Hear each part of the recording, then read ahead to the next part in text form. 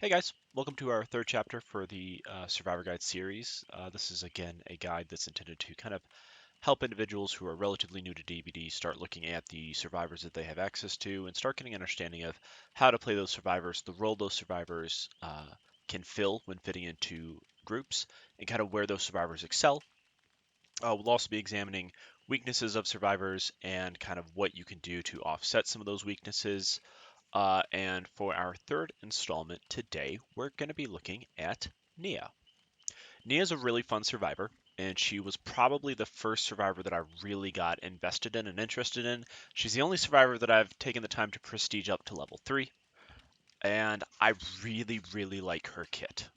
It was a very, very fun kit to play when I was first starting out with Dead by Daylight, and I played a number of games with just her base kit, and then some games with her base kit added on with a couple extra perks.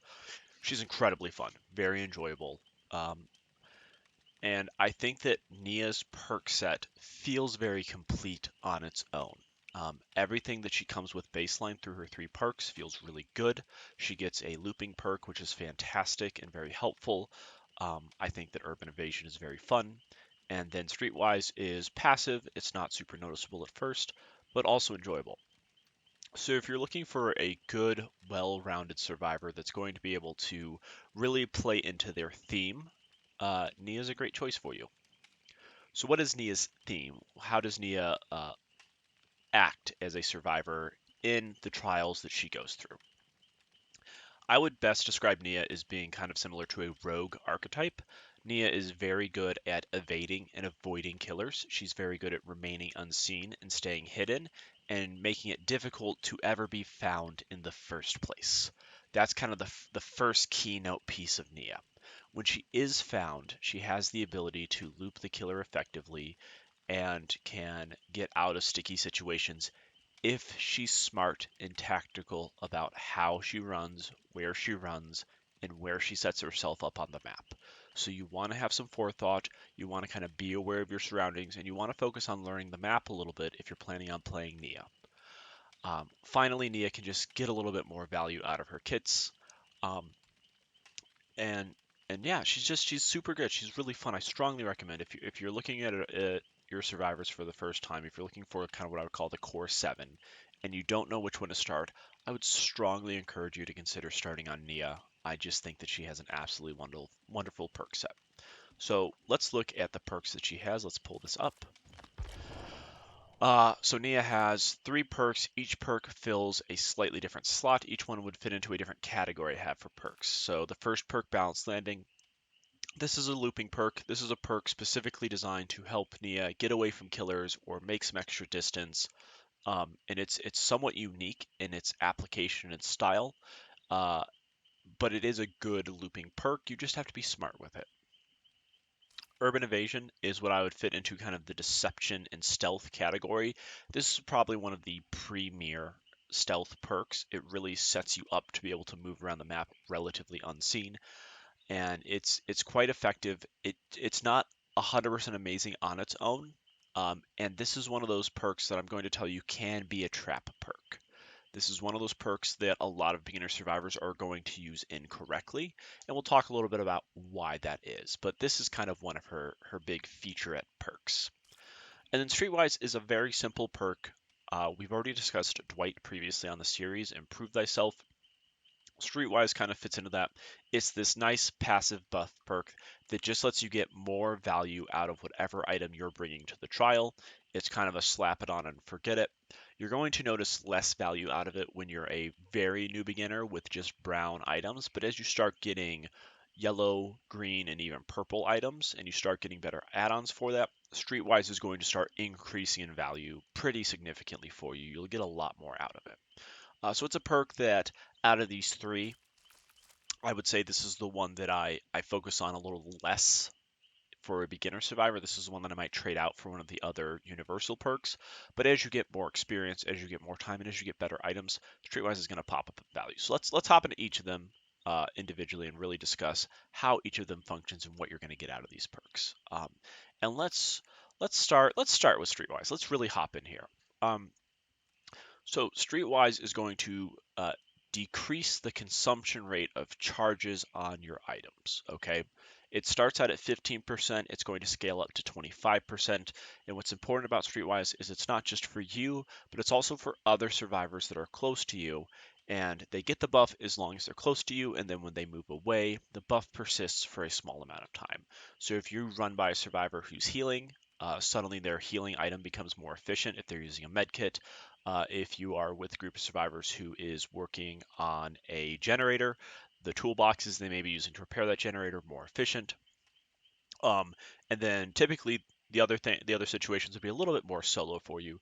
But if you're using a flashlight to stun a killer, you're going to get more value out of that flashlight. You'll be able to get more stuns out of it with Streetwise. And then if you're using the toolbox to specifically sabotage hooks, you probably won't be providing that to somebody else, but it does mean that you are getting more value out of it. This is a perk that I wouldn't say is Nia's main feature, and this isn't a perk that I would say is incredibly strong early on, right? Because you're just going to have brown items. Something like having just a brown medkit isn't going to be amazing for you. So I would rate this perk for a brand new survivor who's just downloaded DBD and is just hopping into their first matches. This is about a 4 out of 10. It's not bad. You're not going to ever feel like you're losing out on it, but you're not going to get the value you could be if you're bringing stronger items. And what's nice about Streetwise is I would say once you start getting nicer items, I would bump it up to like a 6 out of 10. I would say it's a good perk. It's not amazing. It's not a meta perk you're going to see on a lot of people, but one person bringing Streetwise in a group of survivors that have good items is going to really extend the value of those items. And so it's definitely worth considering bringing. And until you find kind of a niche or you find something that you really like, Streetwise is a good perk to bring.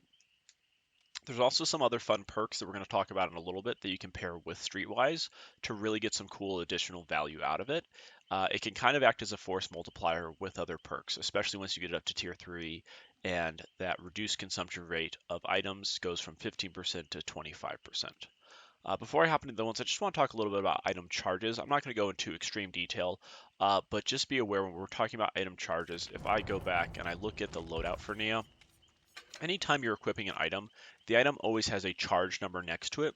So you'll see that for a camping aid kit, the brown med kit has 16 charges. I don't have a yellow one on Nia right now, but we see that when we go to the green kit, it's the same amount, but we're getting increased speeds that we aren't getting on the brown kit, right? And then as we go up to the Ranger med kit, we're getting 32 charges. Keep in mind that 16 charges on the brown med kit with the increased speed, this is exactly what you need to heal yourself if you're making all of your good skill checks and you're not missing any. Making great skill checks will give you a little bit of juice left in the camping aid kit.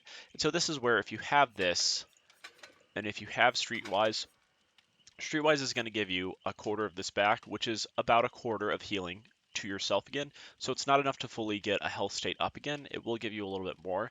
But this is why when I talk about early on not getting much value, the camping aid kit with Streetwise on its own is just not going to provide enough value.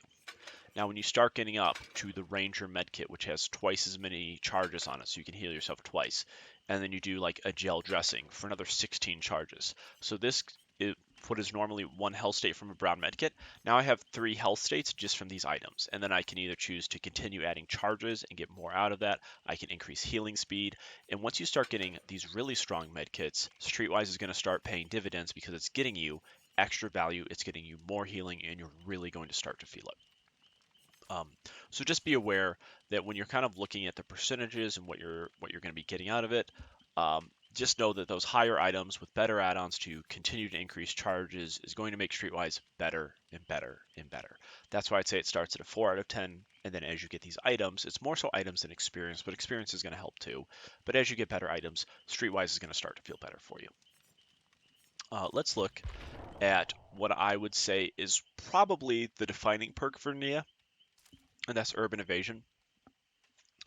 Urban Evasion, I'd probably rate it somewhere between a 4 to 5 out of 10 for a brand new player, and I'd move it up to a 6 out of 10 as well for experienced players.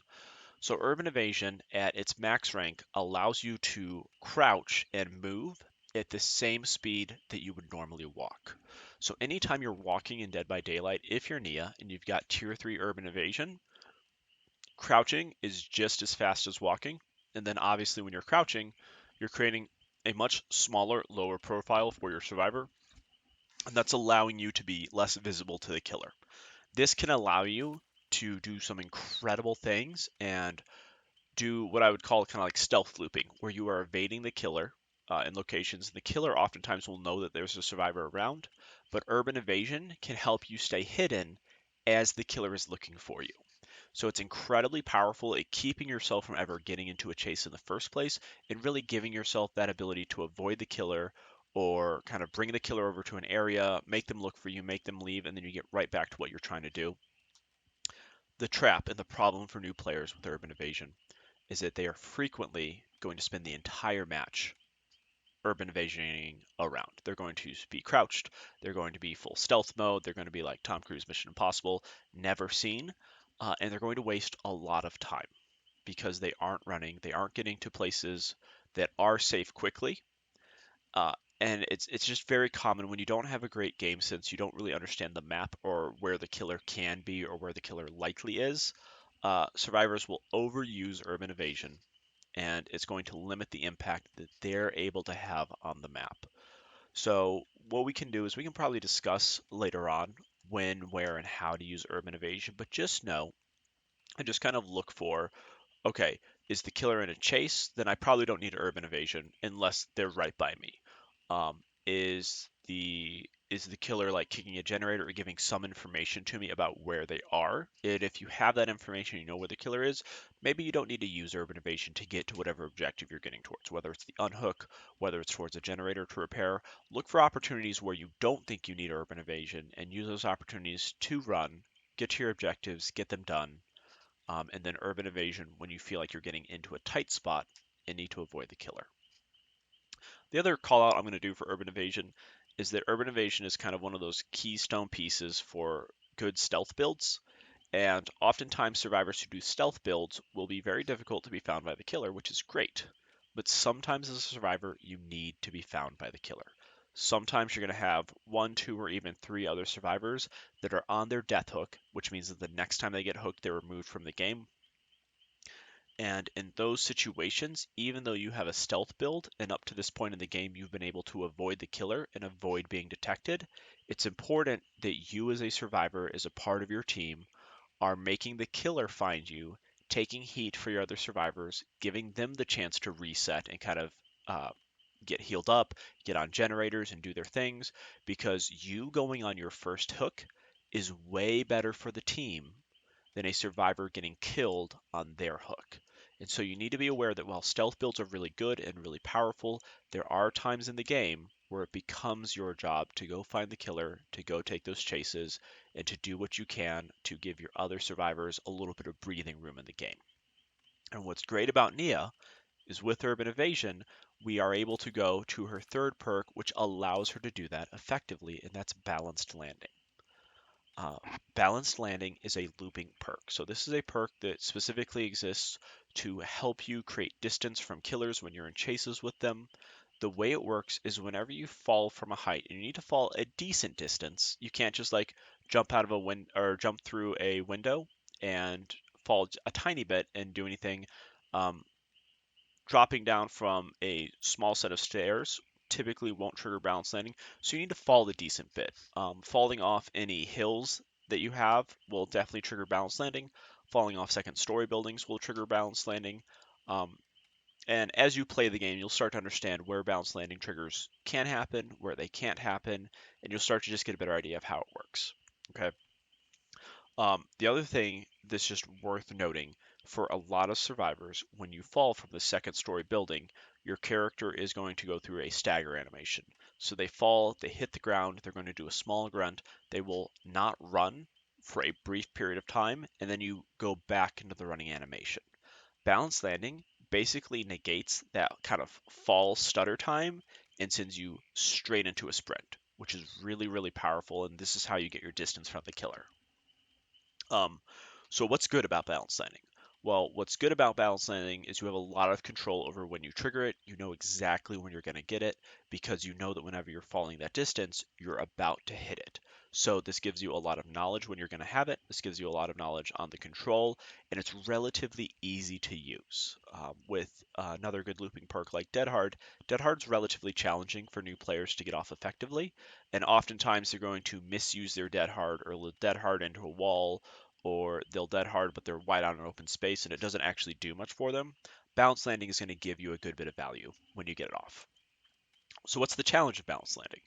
The biggest challenge for balance landing is the fact that you need to find a place on the map to trigger it. You need to find that location you can fall, and that can be challenging.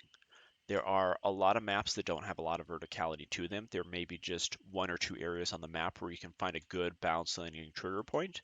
And if you aren't playing around looking for or being conscious of where those locations are, you can oftentimes find yourself in chases where you can't get value out of balance landing because you can't find a place to trigger it. What I would say balance landing starts out for a brand new survivor who's just hopping into their first games. I would say it starts out at a 3 to 4, but I would say fairly quickly you can get it up to like around a 6. I think that across the board, a lot of these perks, I would rate it about a 6 for experienced survivors, and I think this is what's great about Nia.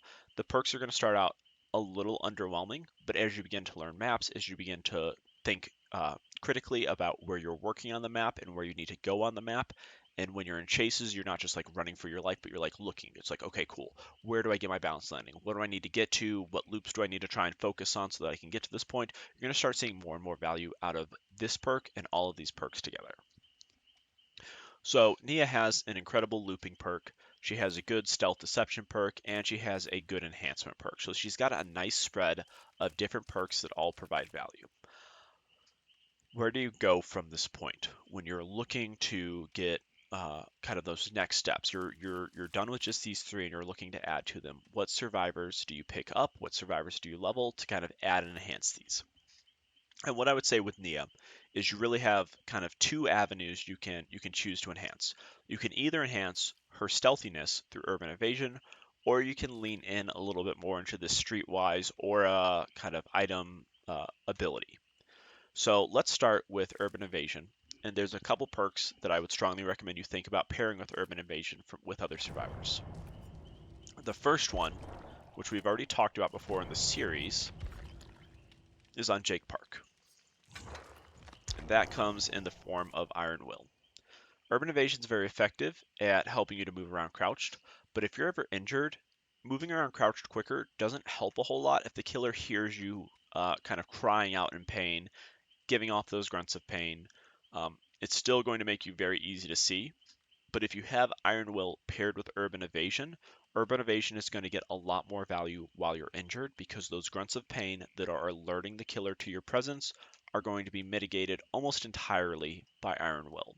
So if you're looking to be more stealthy and you're looking for ways to continue to improve and enhance that stealthiness, Iron Will pairs very, very well. You will still have the blood trail that you'll need to deal with and be conscious of, but you can be smart about kind of brush that you're moving through and the location that you're hiding to help mitigate that. Iron Will is an incredible perk to pair with Urban Evasion because it's going to help keep you stealthier while you're injured. Another perk that I really, really like that maybe isn't the most competitive perk, but is very fun, and this is us venturing outside of our base starting survivors, but one of the perks that I absolutely love to pair with Urban Evasion exists on Tap. Tap has this really fun perk, Stakeout, and Stakeout gives you tokens while you're close to the killer. And for every token that you accumulate and store, the next time you would have a good skill check while doing a generator or healing a survivor, that token gets consumed and that good skill check turns into a great skill check and gives you an extra 1%. Um, this is not what I would consider the most competitive perk, but having Urban Evasion, stealthing around the killer, getting these charges, and then when the killer leaves, hopping onto a generator and just burning 4 great skill checks into that generator feels so good. This is such a fun perk to have and such a fun perk to pair that even if it's not the most competitive, I can guarantee you it's going to feel pretty good when you get those great skill checks. And those great skill checks feel really good when you're healing a survivor. So be aware that Stakeout has some value in that. And if all you're doing is adding Stakeout to Nia's base build, the other thing you're going to be getting value out of is Streetwise because you'll be doing a heal on a survivor, you'll be getting increased uh, value out of your item because you're not consuming as many charges. And then stakeout is going to give you even more value because instead of just getting good skill checks, you're going to get great skill checks. And then you can do that with add-ons with items that improve the quality of great skill checks. There's just a really cool synergies that happen when you start to pull that in with the kit that Nia already has. She gets more value out of trying to get those stakeout stacks with Urban Evasion. She can use Streetwise to get more value out of the skill checks that she's making as she's doing things at a faster speed. It just all works really, really well together. And so that's kind of what I would focus on pairing with Urban Evasion.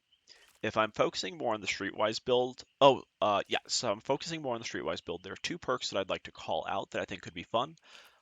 One is in your starter survivor, and I just think this is just one of those things that just seems super cool to me, right? So if Nia is a rogue, I would say Dwight is more like your paladin, who's providing auras and buffs to his allies. And if you take the aura that Nia provides through Streetwise and getting that enhanced item efficiency, and we go over to Dwight and we add Prove Thyself, which allows for generators to be repaired faster. If you and a couple survivors are working on a generator together and getting Prove Thyself value, and then you stack Streetwise on top of that and start getting more efficient toolboxes you could use, you could really crush a generator incredibly quickly.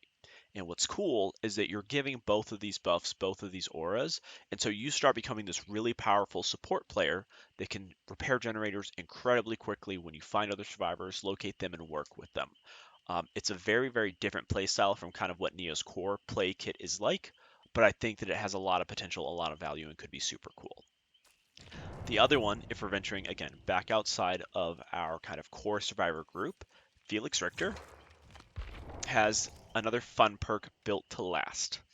Essentially, after you've finished consuming an item, you get in a locker, you wait in that locker, and you get that item back at almost full efficiency, and then it has diminishing returns as you go. So the first time you do this, you'll have 99% of that item back, then you'll have 66, and then 33.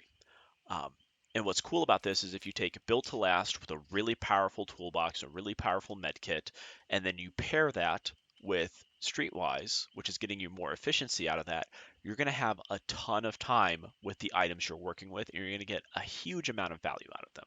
So this could work really well. You could, in theory, if you get a little bit further along, take Prove Thyself, take Urban Evasion, you could take Streetwise, and then you could take whatever looping perk you want. And again, Nia already comes with Balanced Landing. You could take all of those together, find a survivor friend, and just start crushing the generators and absolutely making the killer's head spin because you're getting amazing value out of all of these perks that are working together to really give you cool value. So yeah, what we'll probably do now is we're probably going to go hop into some video footage of some of the games. I'm going to highlight each of these perks. Streetwise is a little bit harder. We'll really be focusing on using Urban Evasion effectively, and we'll be focusing on using Balance Landing. I've got a couple games queued up. In each of these matches, we're going to discuss a little bit of what I'm doing, why I'm doing it, and how I'm getting value out of these two perks in particular. We'll focus less on Streetwise, just because Streetwise is a little bit more slap it on and forget it, and Urban Evasion and Balance Landing are the perks that can really be easily misused. So let's go take a look at those. Okay, we have 3 clips in this first game, which was up against an Oni. The first clip is me getting on my first generator as Kate is taking a chase. What you want to watch as the Kate goes down is how I use the terrain to help block Oni's line of sight from me, and how I always kind of keep the killer between these large pieces of terrain and myself so the killer never sees me. How that allows me to hop back to the generator and then go and get the unhook. All of these things help negate Oni's effectiveness and what he does in his moments here, and helps to make sure that we're getting our survivors back in the action. So I'm specifically getting on the other side of this terrain from the generator, so as Oni looks around, he doesn't see me. I double check where he is, and keep mirroring with the Urban Evasion speed to get away. Now I come up and tap this because Oni just spent time kicking that generator. By just tapping it briefly, I've stopped it from regressing, so the value Oni got out of that kick completely negated, I get the unhook. Now Kate and I return to this generator to continue working on it, and now Leon has taken a chase and has just gone down. In this instance, as Leon goes on hook, we're going to stick this generator. Now, I won't have time to get to the location I did before, so instead, seeing the location Leon got on hook, knowing where Oni's going to be coming from, I use Urban Evasion to step up towards the truck, thus preventing Oni from ever seeing me. Now, this does mean I leave Kate out to dry, but because Oni gets Kate and didn't see me, I'm able to run for Leon and go for the unhook. I probably could have waited a little bit more before starting this run, but this is one of those important mistakes that beginner survivors will make, is that they might never run as they go for Leon. They urban evade the entire way there, and that wastes a huge amount of time as Oni potentially goes for somebody else. Now, we've got a survivor on death hook, so there's a part of responsibility I have. I let Oni see me so that he can potentially start a chase with me. Here, I'm going to this generator up ahead, but you'll notice that I look at this compactor or whatever the vehicle is right there. That's a great balanced landing location. So I begin working on this generator with the idea in mind that if I have to start looping the killer, I can get to that location to use balanced landing, and as we see, Oni begins showing up. This is my TL loop. This is a very strong loop for any survivor to use. Now I misplay it a little bit because I think that this is the T, so you see me go wide instead of hugging it tightly, which is what you want to do. As a survivor, you want to do tight loops. That allows Oni to get the hit, but it still also enables me to do the transition I need to do, which is getting to this vehicle. I do a slow vault over, and I wait for Oni to commit. As soon as I see that he commits coming up here, I drop. We get our balanced landing distance, and I choose to run for the main building, which is typically going to be another strong location for survivors to loop. Looping around the main building or the main structure of the map is typically going to be smart for you. So I watch where he goes and I misdirect him, and I run and identify, okay, cool, I have a pallet here. What's a loop that I can run to get that pallet? And I start trying to run this as tightly as I can. And we end up getting back to this pallet just as Oni's getting to us. I pause and we get a stun, hurting Oni's time, getting us more time. We're able to get back to this window very safely. That pallet is gone now, though, and I need to look for my next place to loop. Now, I wasn't sure if what I was looking at up ahead was a big loop structure or not, so I choose this pallet. I'm just not quite tight enough, and I go down. But if I get that stun and then continue moving on and looking for other locations, we get more value. Now, in game 2 here, we're going up against a Legion who counters me very, very hard. Legion's ability gives her a heartbeat, and we see that Legion finds me. Now, I can't get up on the hill because of how she approaches, but I am able to start making distance right away. I find my pallet, we work with it. Now, Legion's ability lets them vault over that. I managed to do a good 360, vault through a window, and now I'm looking for balanced landing here in the main building. It has 2 floors, so I can look for a place to drop down. I don't quite like that. A vaulting location is fantastic. Legion has to spend more time vaulting, and therefore loses a lot of time because not only do they have to go through a slower killer vault, they also have to then drop down and deal with my speed distance. Legion gives up on me. Now in this game, I have taken stakeout as we talked about, so I've got great skill checks queued up. I go over to a generator right away, getting prove thyself, we're getting stakeout, we get a ton of value. So this is the clip as Legion begins approaching again. What I need to do as a survivor against a Legion is get away. And so I move away and I start looking for how I can get balanced landing. I try to make this vault, don't quite make it, but it gives me a speed boost, and I'm rethinking on the map where I had balanced landing locations. This is the first generator I started on. We're up on the hill, and similar to what I did against Oni, I'm going to get up here, and I'm going to wait for Legion to commit to me. I don't have to hurry. I don't have to do too much with balanced landing. I get a huge speed boost as soon as Legion comes up, drop down, get a boost, and I'm looking for the next looping location. We have another TL wall. I jump through the window of the L section. I mess up again. I don't have a lot of practice with these, but it's enough to convince the Legion to leave. Now that I know that, I start going back to our location where I feel like I'll be able to get the most value as a survivor. There's a generator that's almost always in the second story of this main building on this map. So I go there so that if Legion comes back by the time I have exhaustion again, I've got balanced landing ready to go, and I'm in a great place to use it. Now, because I'm running Iron Will and Urban Evasion, I can use those to be in a position to do flashlight saves pretty effectively. And when Fang goes down here, you see that I get in a position to move out and stun the Legion if Legion goes for a quick pickup.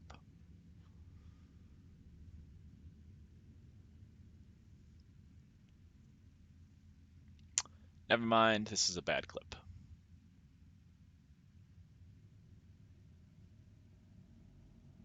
I identify that Legion isn't going for me, so I go back, and this is where the Fang goes down, so now I go for the position.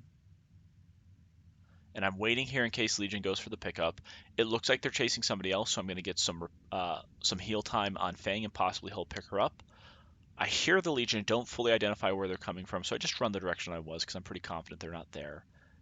And I hear them using their empowered ability, which means they're coming for an attack. Balanced landing gets me the distance I need, and then that allows the other survivor they were chasing to pick Fang up.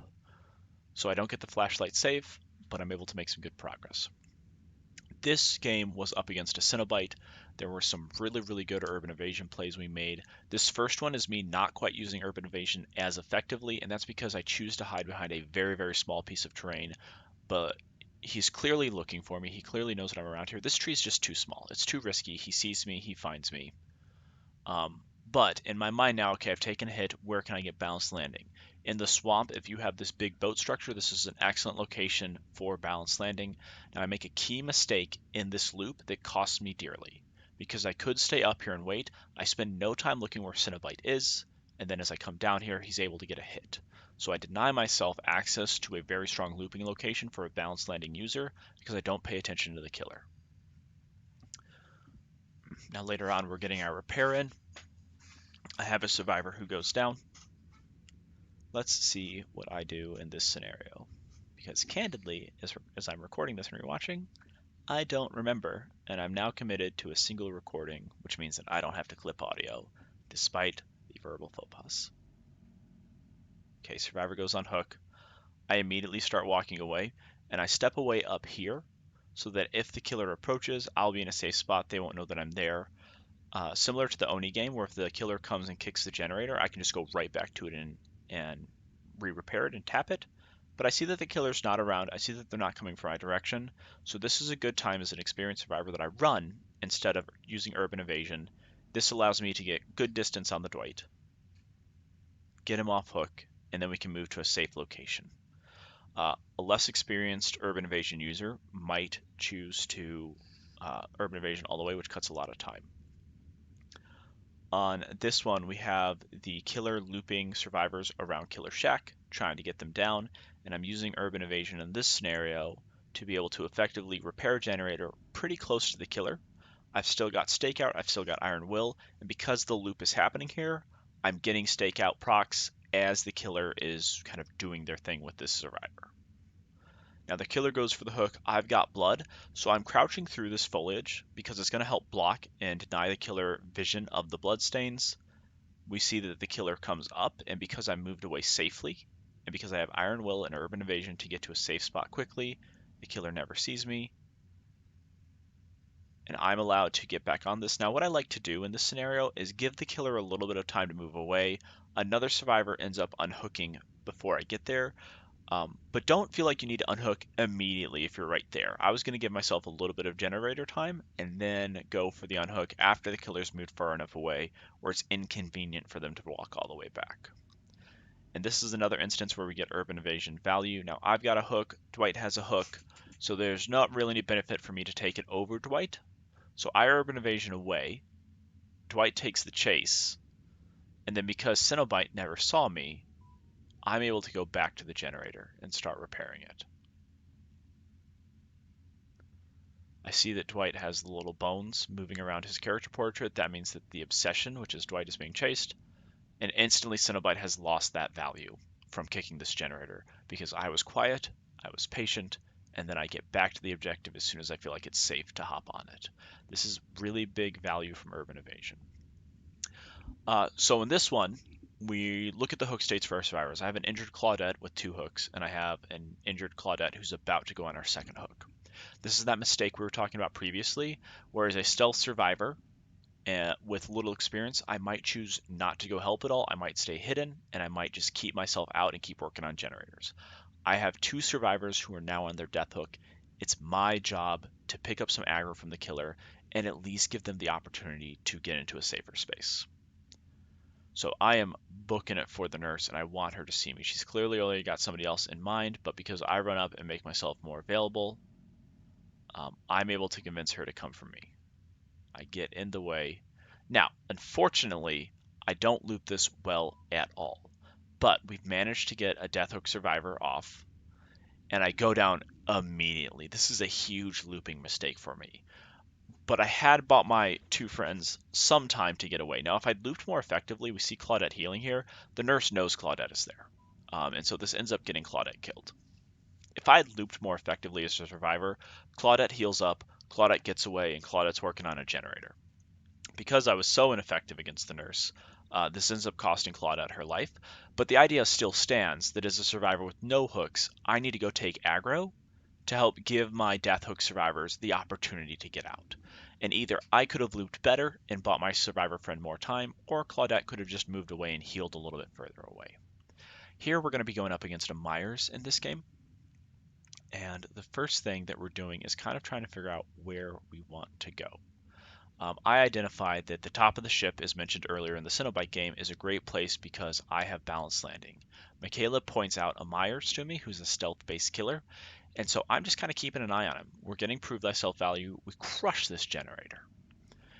And now the thing you kind of have to think about, and something that we didn't really discuss, is that when you're a high stealth survivor, especially if you're in a survivor with friends, you can use that to put yourself in situations where you can really keep your eye on the killer. So here I don't need to crouch, but I'm not going to run either, and so there's no reason not to crouch. And what I can do is I can kind of keep an eye on the Myers, and if I'm on comms with friends right now, I'm letting them know where he is, and I'm keeping them in touch, and I can move pretty effectively to keep an eye on him. What I choose to do instead, because I'm not with survivors, is I choose to go and continue working on generators. Um, Hopefully these clips provide you some value, some insight, and just give you a good idea of kind of what to look for when you're playing as Michaela. Let me know, guys, if this is a valuable format for you. I candidly don't know if it's better or worse than seeing holistic games. I do plan to still be posting full games, both as Survivor and Killer, for all of you to watch. But let me know in the comments if this feels like this is better to see like clips that really focus in on the Survivor perks, or if you're really preferring these guides to just see full games, see the full gameplay. I really don't know. So I'd appreciate any input that you all have. Thank you so much for watching. We'll be continuing with these. We'll get more guides out this week. And if you want to come watch more of this content, you can see me at twitch.tv/Cabnaroo. Should be down in the description. Again, thank you so much for watching. I look forward to seeing you for the next video.